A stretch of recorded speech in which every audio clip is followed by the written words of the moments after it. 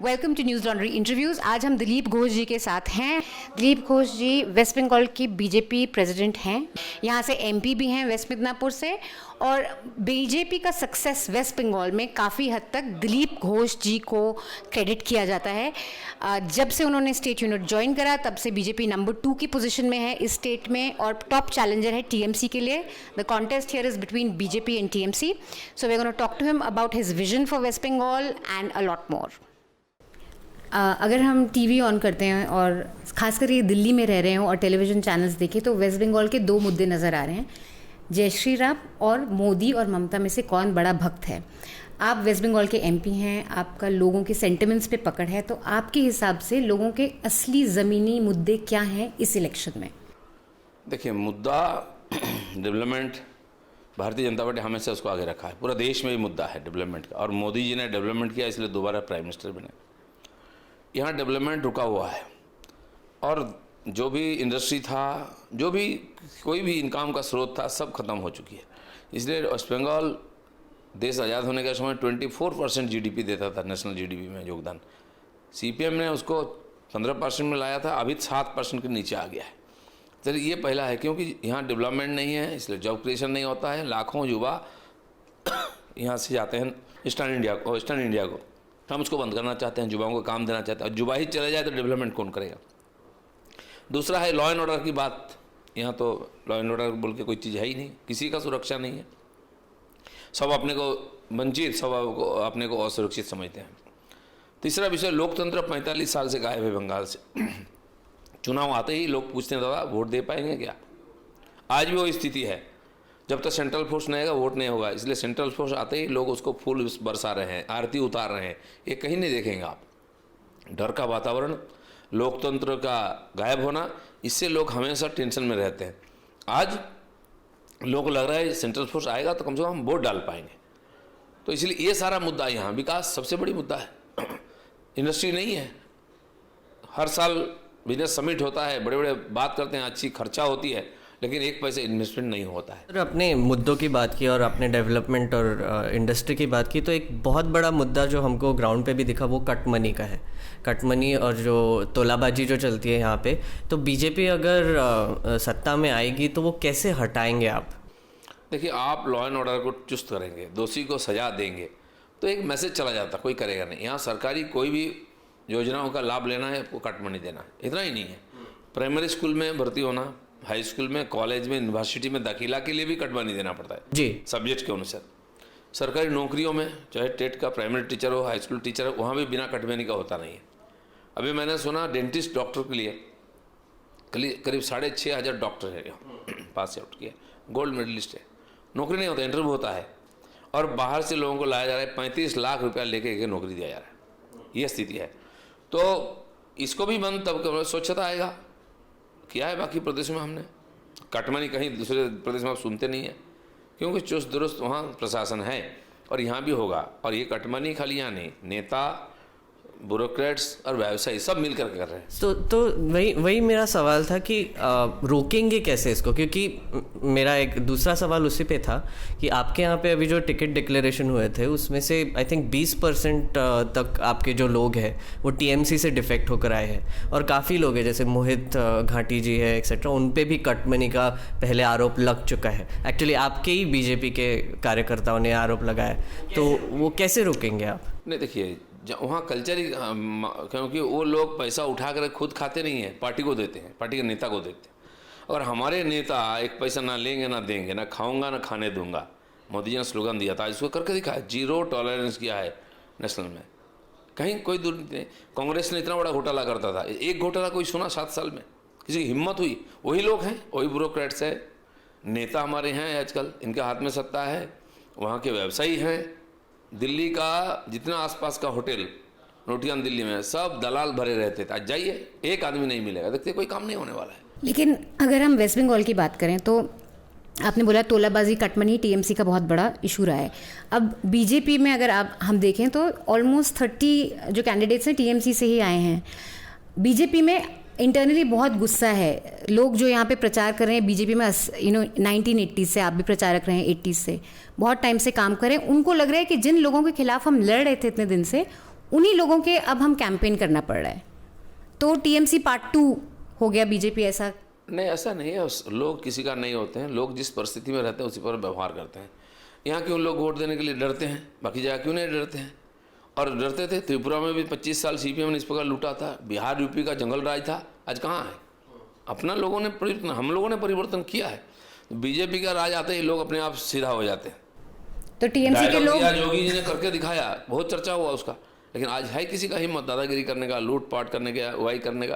संभव नहीं है। तो यूपी अभी भी क्राइम में थोड़ा जो है आगे है। आपका प्रशासन होना चाहिए, आपके ऊपर बैठे हुए लोगों को सच होना चाहिए, तभी बाकी लोग भी सीखते हैं मजबूरी में, नहीं तो अंदर जाना पड़ेगा, कानून से कोई नहीं बचेगा। तो आपका कहना है कि टीएमसी वाले बीजेपी में आके सीधे हो जाएंगे? सबको सीधे हो जाएंगे। बहुत लोग आए हैं केंद्र में, मंत्री में देखिए दूसरे पार्टी के, कांग्रेस के भरे पड़े लोग, दूसरे पार्टी के लोग। त्रिपुरा में हमारा 1.5% वोट था, अब 5 साल में वो 50% में गया। दूसरे पार्टी से लोग आए, वो सरकार में है, कोई भ्रष्टाचार का आरोप नहीं लगा सकता है, सत्ता है, डेवलपमेंट हो रही है, लोग खुश हैं वहाँ की। तो हमारी एक तंत्र है, हमने 50 साल से एक्सरसाइज की है, उपलब्धि है हमारी, और सत्ता चलाने का अनुभव है, उसी का आधार पर हम बोलते हैं। मुंह से बोलते हैं ऐसा नहीं है, करके दिखाते हैं, और किया है। इसलिए कि स्टेट में 4 बार लोगों ने हमको जिताया, 5 बार जिताया है। बंगाल में भी वो चीज़ चाहिए, और लोग समझ गए कि बीजेपी के छोड़ करके यहाँ डेवलपमेंट नहीं होगा। आपका सीएम का फेस अभी तक नहीं, और आपका भी नाम चर्चा में है सीएम के फेस के लिए, तो क्या भाजपा इलेक्शन से पहले सीएम का कैंडिडेट डिक्लेयर करेगी? केंद्र नेतृत्व के ऊपर है निर्भर, कहीं करते हैं, ज़्यादातर हम करते नहीं हैं। पहली बार जहाँ लड़ाई करते हैं वहाँ कोई नहीं किया है। जोगी जी को भी हमने डिक्लेयर नहीं किया था, इतना पॉपुलर लीडर थे। तो ये अपनी पार्टी की परंपरा है, हम कलेक्टिव लीडरशिप, कलेक्टिव डिसीजन, व्यक्ति आधारित पार्टी हमारी नहीं है। जिनके पास एक ही व्यक्ति है उसी का नाम घुमा फिरा के बोलते हैं। पर ये आप आज वो माइनस हो जाए, पार्टी ही माइनस हो जाएगी। नहीं सर, आप बोल रहे हैं कि व्यक्ति की पार्टी नहीं है, पर ऑब्वियसली मोदी जी के नाम पर आप वोट मांगते हैं, तो फिर वो तो व्यक्तिगत पार्टी। इसके पहले भी पार्टी जीता था ना। आई मीन आप सीएम अगर डिक्लेयर नहीं कर रहे, हमारी पार्टी में और भी हैं। हाँ, हर व्यक्ति की विशेषता होती है, वो अपना काम करके दिखाते, लोगों का भरोसा अपने आप उनके ऊपर आता है। मोदी जी को हमने डिक्लेयर नहीं किया था, साधु संत ने कुंभ मेला में बोले मोदी लाओ देश बचाओ। जितनी ये जो कमर्शियल ऑर्गेनाइजेशन है, जितने बड़े इंडस्ट्रियलिस्ट है, उन्होंने भी कन्वेंशन कर बोले मोदी के ऊपर भरोसा है, तो अपने आप आ गए। तो हमने उनको चेयरमैन बनाया था खाली। पर वेस्ट बंगाल में ऐसे काफी लोग बोल रहे हैं कि आपको बनाना चाहिए सीएम, तो उसकी बात सुनी जाएगी? मैं 5 साल से पार्टी का प्रेसिडेंट हूँ, और पार्टी की जो भी डेवलपमेंट हुई है लोगों को दिख रहा है, अभी हुआ है, तो स्वाभाविक लोग मेरे ऊपर, अच्छा हो बुरा हो तो मेरे ऊपर आता है सब। लोगों को लग रहा है ये बहुत काबिल है, पार्टी को बढ़ाया है, जिताया है, तो इसको जिम्मेदारी देना चाहिए। तो ऐसे कई लोग हैं हमारे पार्टी में, कल तो कोई नहीं था, आज मेरा नाम बोल रहे हैं, और भी कई लोगों का नाम आ रहा है। तो इसीलिए हमारे पास तंत्र है, व्यक्ति तो बदलता रहता है, इसीलिए व्यक्ति, काबिल व्यक्ति संगठन में भी चाहिए, प्रशासन में भी चाहिए। उस समय पार्टी जीतेगा, जो प्रतिनिधि होंगे वो अपना नेता को चयन करेंगे, और फिर केंद्रीय बोर्ड है, पार्लियामेंट्री बोर्ड, वहाँ निर्णय लिया जाता है किसको बनाना चाहिए। एक फॉलोअप क्वेश्चन कि सीएम जो होंगे ओल्ड गार्ड बीजेपी के होंगे या जो सुवेंदु आए हैं, मुकुल रॉय, जिन्होंने सबको टिकट दिया है, लड़ाया है, ये तय करेंगे। हम तो ये कार्यकर्ता है पार्टी का, हमको जो जो जिम्मेदारी दिया है मैंने करने का प्रयास किया है, कार्यकर्ताओं के साथ खड़ा होकर लड़ाई किया, आज सफलता आई है, तो लोगों का भरोसा बना है। सबसे बड़ी बात ये है, आज समाज यहाँ की भाजपा को विश्वास करने लगा है, ये उम्मीद लगाई कि भाजपा जीतेगी, सरकार बनेगी, सुरा जाएगी। और सर मैनिफेस्टो के बारे में पूछना था, वो कब डिक्लेयर होगा, और आपके मतलब क्या मेन पॉइंट्स? 2-4 दिन में ये जो कैंडिडेट डिक्लेरेशन का काम बाकी था, जैसा कि ये हो गया, वो तो अंतिम समय होता ही है, और समय पर ही हो जाएगा, रेडी है। जंगल राज के बारे में आपने मेंशन किया अभी, तो उस पर थोड़ा सा बात करना चाहूँगा। यूपी से योगी जी यहाँ पर प्रचार कर रहे हैं और बोल रहे हैं कि वेस्ट बंगाल को यूपी जैसा बनाएंगे, पर अगर आप एनसीआरबी की डेटा देख ले एक्सेट्रा, तो यूपी में क्राइम रेट्स बहुत ज़्यादा है। पहले का सोचिए, 5 साल का पहले का बोलिए, पर अभी भी है सब, मतलब ऐसी है, जब समाज में अव्यवस्था देर तक चलता है, सालों तक चलता है, लोगों की कैरेक्टर भी चेंज हो जाती है, लोगों का मन में भय चला जाता है, जो बदमाश गुंडा है वो करते रहते हैं, उसको सुधारने में समय लगता है। बंगाल में भी सुधारने में समय लगेगा, लेकिन हम उसको सुधारेंगे। बट वही मैं पूछना चाहता था कि अगर योगी जी की विजन यहाँ पर इम्प्लीमेंट की जाए, या फिर आपकी कोई और विजन है कि ये जंगल राज जो आप डिफाइन कर रहे हो उसको हटाने की? नहीं, योगी जी का वहाँ का, बिहार यूपी का जंगल राज अलग, वहाँ एक एक व्यक्ति दबंग है, माफिया है, उनका दादागिरी चलता है। ये जो ये क्या बोले, जेल में जो बड़े बड़े लोग हैं ना, 50-50, 60-60 गाड़ियों की काफिला लेके घूमते थे, एसपी खड़ा होकर देखता था, हिम्मत नहीं होता रोकने के लिए, व्यक्ति वहाँ है। बंगाल में ऑर्गेनाइज टेररिज्म है, जैसा टेररिज्म होता है ना, यहाँ ऑर्गेनाइज क्राइम होती है, पूरा पार्टी आज क्राइम कर रही है टीएमसी, उनके सारे नेता ऐसा काम में जुड़े हुए और गुंडे जुड़ जाते हैं, किसी व्यक्ति पर यहाँ चलता नहीं है, यहाँ पूरा सिस्टम ही हो गया क्रिमिनलिज्म। इसलिए उस सिस्टम बदलना पड़ेगा, यह बदल जाएगी। हर प्रदेश का अलग अलग कुछ होता है, वहाँ की व्यवस्था भी अलग होती है और वो हम उस बारे में सोचे हैं। सरकार केंद्र में भी हमारे साथ पूरा देगी इसके लिए, और प्रदेश के लोग भी चाह रहे हैं। थोड़ा अगर सरकार यहाँ हरकत में आ जाए तो नहीं कर पाएंगे लोग। तो वही पूछना था कि फिर अगर आप अभी एडमिट कर रहे हैं कि बिहार और यूपी का जंगल राज अलग है और यहाँ का अलग है और आपने फिक्स करने में अलग टैक्टिक्स यूज़ किए, तो यहाँ पे आई थिंक लोगों को ये भी बताना पड़ेगा कि क्या करेंगे एग्जैक्टली अलग, जो वेस्ट बंगाल का जो आप ऑर्गेनाइज्ड क्राइम जो बोल रहे हैं वो हटाने के लिए। पहले यहाँ पुलिस को नॉन पॉलिटिकली ये लोग पूरा बेस्ट है। पुलिस सरकार जो बोलती है, उनके नेता जो बोलते हैं वही काम करते हैं। इसको निष्पक्ष करना है, पुलिस अपना काम करे, इतना स्वतंत्रता देना पड़ेगा। बाकी काम वो लोग कर लेंगे। पंचायत चुनाव में हमको नॉमिनेशन करना नहीं दिया, मारपीट के हाथ पांव तोड़ दिया, महिलाओं के हाथ पांव तोड़ दिए जिला प्रेसिडेंट का, तो नहीं हुआ। और उस समय मैंने देखा वो चित्र, आप देखिए, फोटो देखिए, वीडियो देखिए, गुंडा और पुलिस साथ आके बाधा दे रहे हैं। पुलिस का हाथ में डंडा और गुंडे के हाथ में पिस्तौल, और साथ चल रहे हैं टीएमसी के लिए। तो ऐसा होगा तो कभी बंद नहीं होगा। पुलिस का काम करेगा, वही गुंडा का कमर में रस्सी बांध के और जेल में ले जाएगा। और ये करेंगे हम, किया भी बहुत राज्यों में।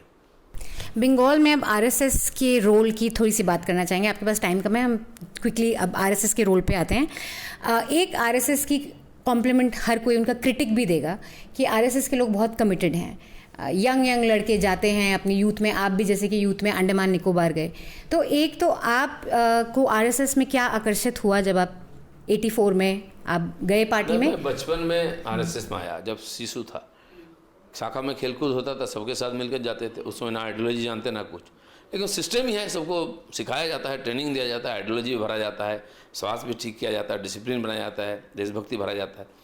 तो फिर वही काम में मुझे लगता है इस काम में करना चाहिए। मुझे 84 में मैं घर छोड़ा, संघ के प्रचारक के नाते काम करता रहा, अलग अलग क्षेत्रों में काम किया। अनुभव के बाद मुझे पार्टी वालों को लगा कि इससे राजनीति हो पाएगा। मैं तो कभी राजनीति किया नहीं, सोचा भी नहीं। संघ ने बोला जाओ राजनीति क्षेत्र में, वहाँ भी अच्छा व्यक्ति चाहिए, अच्छा संगठन करना है। पार्टी ने मुझे जनरल सेक्रेटरी बनाया स्टेट का 15 में। उसी साल फिर प्रेसिडेंट बना दिया। 4-6 महीने के बाद बोले चुनाव लड़ो विधायक का, फिर 3 साल गया, नहीं बोले पार्लियामेंट लड़ो। तो पार्टी जो जिम्मेदारी हमको दिया, मैंने निभाने का प्रयास किया। बाकी हमारे जो कार्यकर्ता है, हजारों लाखों में संख्या है, वो जी जान लगा के काम करते हैं। इस बार भी क्या मोटिवेट, कैसे मोटिवेट करते हैं आरएसएस के यंग लोगों को? देशभक्ति जो है ना, वो सबको इन्फ्लुएंस करता है। खाली बोलने से नहीं होता, जो बोलता है उसका अधिकार होना चाहिए बोलने का, उसका व्यवहार, उनका चरित्र होना चाहिए।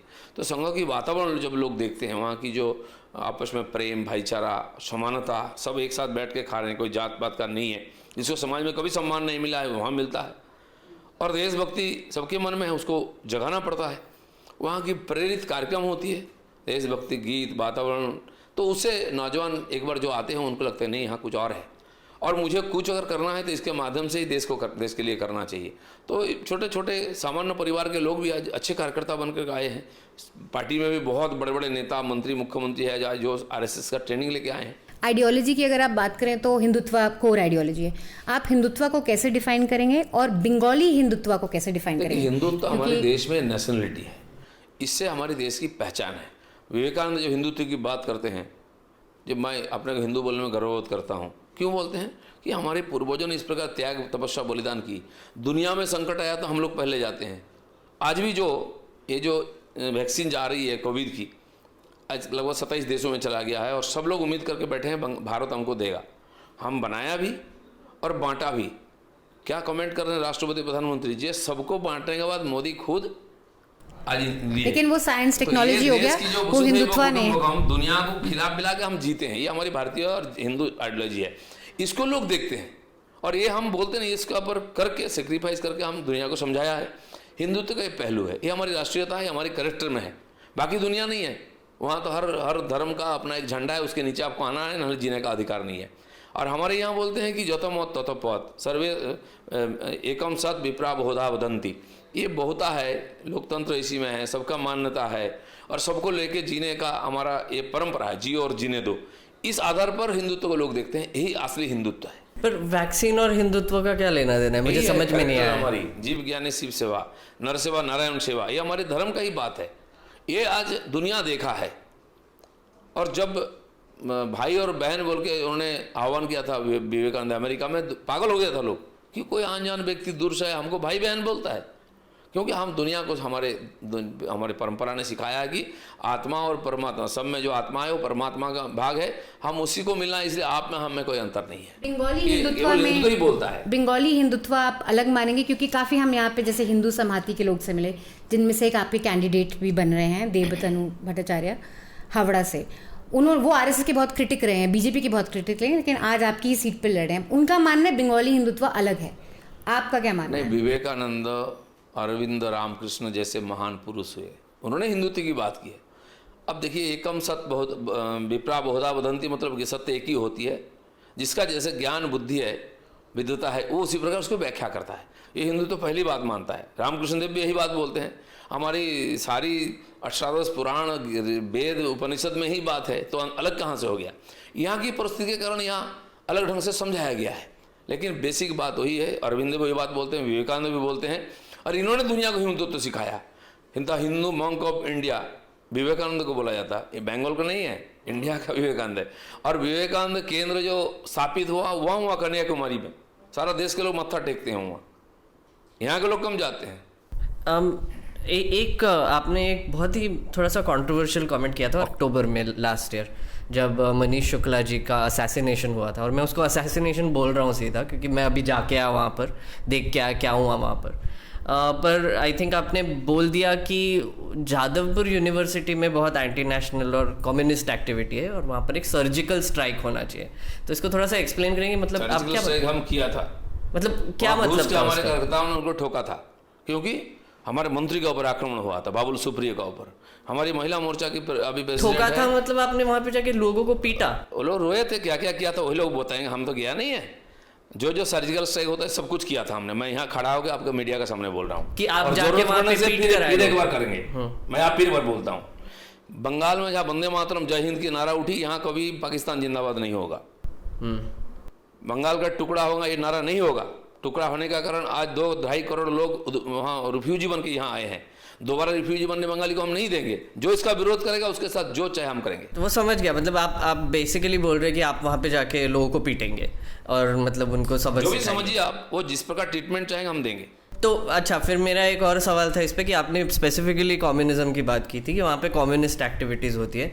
तो आपके यहाँ पे मिथुन चक्रवर्ती जैसे लोग हैं जो पहले नक्सलाइट थे, तो फिर अब उनका क्या मतलब? बेसिकली वो भी जो टीएमसी से आए हैं, उनकी भी तो आइडियोलॉजी सेम थी। हमारी आइडियोलॉजी की जीत है। जो काल हमारा विरोध कर रहे थे, आज हमारे झंडे के नीचे जय श्री राम बोल रहे हैं, और क्या चाहिए? पर उन्होंने तो सुधीर चौधरी जी को बोला कि इनकी सबकी आइडियोलॉजी एक ही है। उनको पूछा कि आपकी आइडियोलॉजी चेंज हो गई है क्या, तो वो बोले कि नहीं, वो कम्युनिज्म और बीजेपी की आइडियोलॉजी एक ही है। तो अब बस फ्लैग चेंज हो गया है। ऐसा समझे वो बोले हैं। इतनी विचारधाराओं में इतना बदलाव कैसे आया? पहले सीपीएम, टीएमसी और तीनों अलग विचारधारा है।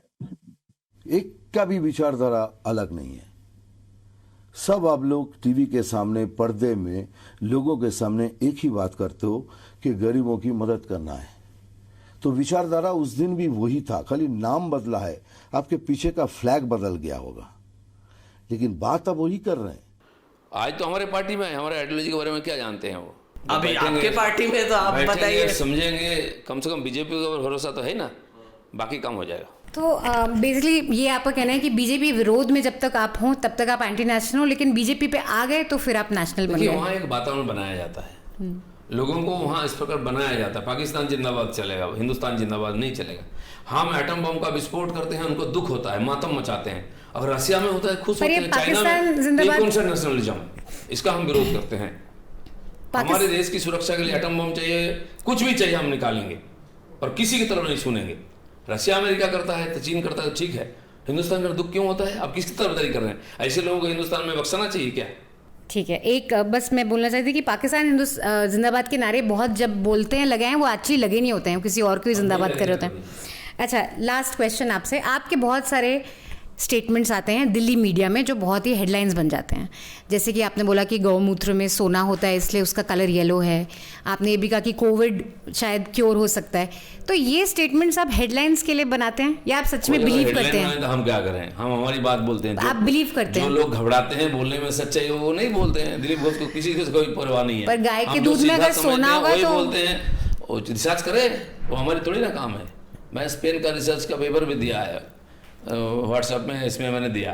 जो कभी ना दूध पिया है, जिसको दूध हजम नहीं होता, वो कैसे सोना समझेगा? मैं तो दूध बचपन से पीते आ रही हूँ, लेकिन सोना अगर होता तो अब तक तो हम पूरा देश ही घर बना बहुत ही लेते सोने का क्या? हाँ। कच्चे केले में सोना होता है, डॉक्टर बोलता है इसमें लोहा है, तुम खाओ, तुम्हारा आयरन कम है, तो घर बनाए कच्चा कलर से क्या?